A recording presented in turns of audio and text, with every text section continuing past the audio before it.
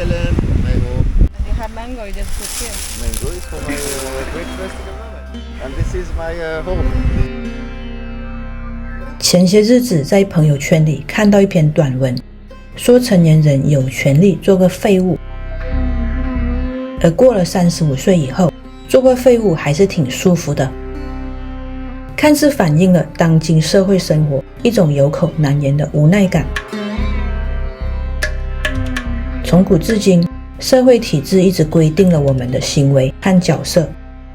无论是在教育、职业、婚姻还是家庭中，我们似乎都需要跟大多数人做着差不多的事情，这样才能保证少走弯路。虽然社会体制带给我们安全感，但同时也产生了一定的压力和限制。为了暂时摆脱这些束缚，一些人选择外出搭帐篷露营，打破舒适，继续创造自己的故事，试图想要做个舒服的废物。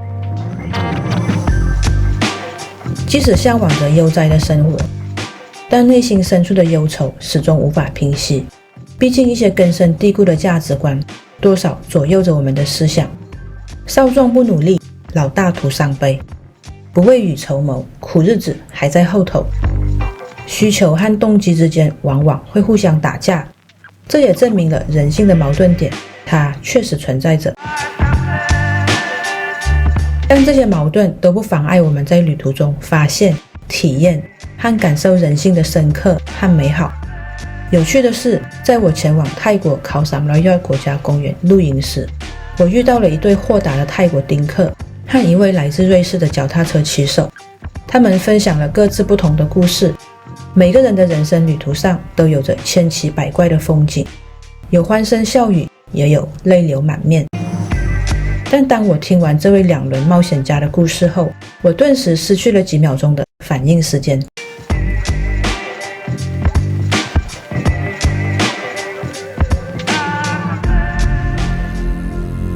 从小我们接受的教育就告诉我们应该如何做人，如何追求成功，如何过好自己的生活。我们被告知要有一份稳定的工作，要成家立业，要生儿育女，要做出一定的成就才能获得社会的认可。社会体制规定的清单列表中，遵循这些规定就能保证我们的内心会感到真正的快乐和满足了吗？也许这些规范化的生活方式并不一定适合每个人，而人的价值观和追求往往都是不一样的。有些人选择安定的生活，结婚生子，买房置业，追求物质和稳定都是一种生活方式。有些人可能不愿意像大部分人一样走着同样的人生轨道，他们渴望自由和探索未知的世界，因此选择离开社会体制，甘愿做个别人眼中的异类。离群的生活或许会经历更多的挑战和困难，或许会面临更多的不确定性和风险，但是也许正因为这些困难和风险，才能真正的让人成长，变得更加坚强的关键。就像眼前这位骑行爱好者，选择听从内心的声音需要极大的勇气。曾经是一名会计师，妥妥的上班族，忍受着枯燥乏味不快乐的日子，在34岁的巅峰时刻做出了人生重大决定，砸自己的铁饭碗，从社会体制中潇洒转身。 Georgia, Turkey. 选择骑着一辆自行车环游世界，不只是需要简单的胆子大，而是源于对生命的热爱和自我价值认知的追求。脚踏车看世界的经历让他更认识自己，锻炼了身体，也提升了心灵。 Mango is for my breakfast at the moment. This is my home.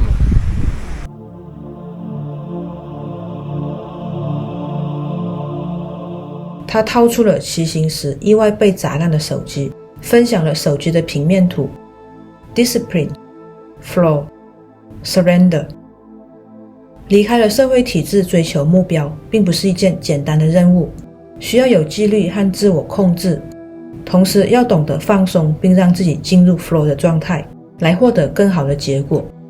当面对困难和失败时，学会接受现实，放弃对控制的需求，以减少焦虑，才能更好地适应环境的变化。他告诉我，钱不需要很多，够用就好，快乐比较重要。有钱了就上路，没钱了就找些活路，把及时行乐的态度奉为信条，过着 YOLO 一族的生活，降低物欲，使得这一场长达10年的漫游骑行还在继续。即使知道未来需要承担风险，但选择当下先享受人生。在别人眼里看似无所事事，但所收获的心灵启发是别人无法感受的力量，无法理解的境界。等到旅程告一段落的那一天，这位脚踏车迷将打算回到自己的故乡，在瑞士的某个地方，分享这些年悟出的一系列洒脱配方，把这种正向的精神传递出去，鼓励迷失方向的人们找到自己内心真正的快乐。只要在内心豁达的时候，灵魂才能真正的自由。听了他这一席话后，我脑子里一片空白，竟然还有人骑个脚踏车可以骑到人生开悟了。钱不需要很多，够用就好，快乐比较重要，这句话表达了一种追求简单、自由、快乐的生活方式。从一定程度上来讲，这是可以理解的，因为过多的追求物质财富可能会让人变得贪婪、疲惫和失落。